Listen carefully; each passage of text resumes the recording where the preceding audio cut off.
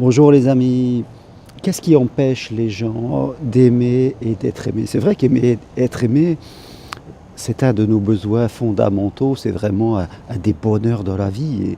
Et quand on ne vit pas cela, qu'est-ce qu'on vit? C'est ça la véritable question. Et je crois que, bon, il y a 2 types de personnes. Il y a d'abord, celles qui sont seules et souvent ce qui les empêche d'accéder à l'amour, eh bien, il y a les personnes qui ont trop de critères dans la tête, qui s'imaginent que l'autre personne doit être comme cela et ainsi, en fin de compte, elles s'empêchent, de rencontrer quelqu'un parce que dès qu'on commence à mettre des critères, on se ferme à tout ce qui n'est pas des critères. Tout ça, ce sont des croyances limitantes qui empêchent la personne, d'accéder vraiment à l'amour. Elle perd la spontanéité, elle est, en tout cas dans ses critères et ça oriente son regard et en fin de compte, on trouvera toujours quelque chose qui, ne va pas. Après, il y a les gens qui sont ambivalents aussi. Les personnes, ça fait trop longtemps qu'elles sont seules. En fin de compte, elles ont leurs petites habitudes, et elles ne laissent pas la place. Elles ont toujours peur qu'il se passe quelque chose. Elles sont mélangées entre le oui et le non et elles sont partagées. Et puis, dans les personnes qui sont seules, il y a une troisième catégorie. Il y a, je dirais, ce que j'appelle un peu les bisounours, les gentils, ceux qui n'ont pas de repères, c'est-à-dire dès qu'ils rencontrent quelqu'un, ils ouvrent toute la porte, ils donnent tout ce qu'ils ont, ils vont souvent très très vite dans la rencontre, en faisant l'amour, en se déplaçant.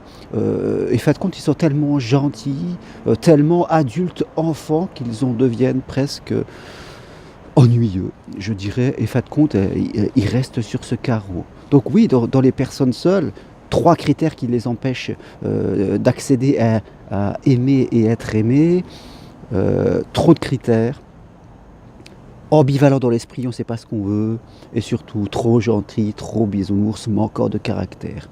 Puis dans les personnes qui vivent déjà à 2, eh bien, vous avez souvent un dominé, un dominant, un qui tient la baraque, comme on dit, un qui décide, et l'autre qui est très gentil, et qui, fait de compte, s'acclimate aux besoins de l'autre. Et au fur et à mesure, ça fait des couples qui cohabitent, qui font de la colocation quelque part et qui n'ont plus vraiment de rapport, qui ne se parlent peu, très peu d'intimité, voire pas d'intimité, que ce soit corporelle ou même dans l'échange intellectuel. Mais on reste comme ça parce qu'on a peur de changer, parce qu'on a peur d'évoluer, on a peur de décider, de quitter, parce qu'on ne sait pas si on va s'en sortir, si on va rencontrer quelqu'un.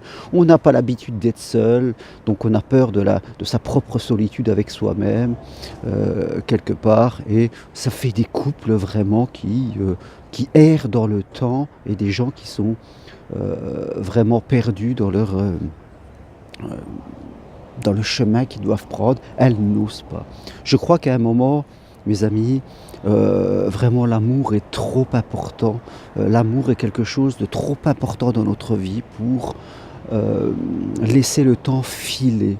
Pour aimer, pour être aimé, souvent il faut lutter contre soi-même, lutter contre ses propres peurs, ses propres habitudes à répéter chaque jour la même chose. C'est vraiment un combat contre soi-même. Il faut travailler son cerveau, travailler sa pensée, comme le fait un bouddhiste qui médite tous les jours.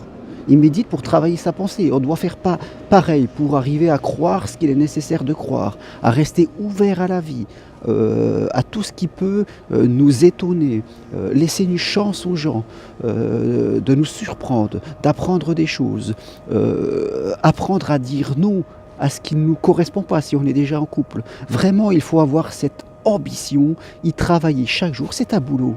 Je veux dire, je le dis, regardez les gens qui font de la méditation, ils en font tous les jours, et tous les jours, et tous les jours. Et il faut se mettre cet objectif, ce désir, sortir du flou, et là vous verrez qu'un jour ça va payer. Je vois trop de gens qui vraiment laissent leur vie aller au hasard, qui ne savent pas ce qu'ils veulent, et en fin de compte, elles se perdent dans leurs errances morales, et tout cela n'évolue pas, et elles renvoient toujours la faute à l'autre, à la situation, aux hommes, tout ça pour justifier leur manque d'envie.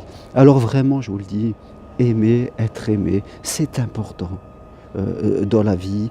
Et sachez, en tout cas, être ambitieux dans ce domaine. Sachez travailler sur vous, allez-y, je vous accompagne si vous voulez, faites des formations, ce que vous voulez, mais vraiment, donnez-vous les moyens d'atteindre ce bonheur vraiment magnifique. Allez, je vous souhaite une bonne journée, je vous dis à bientôt, et si vous voulez que je vous forme pour devenir coach, thérapeute, et changer votre vie et celle des autres, écrivez-moi, je me ferai un plaisir de faire ce chemin avec vous.